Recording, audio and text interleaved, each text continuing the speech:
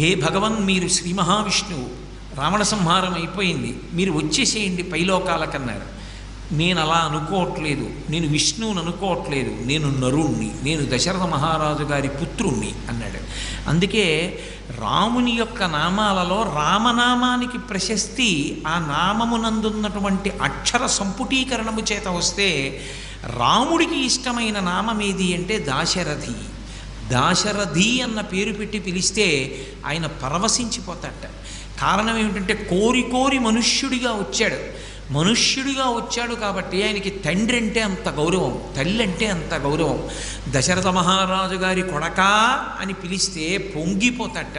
అందుకే గోపరాజు గారు శతకం చేసిన దాశరథి కరుణాపయోనిధి అన్న సంబోధన ప్రయోగించారు తప్ప శ్రీరామ అన్న సంబోధన చేయలేదు.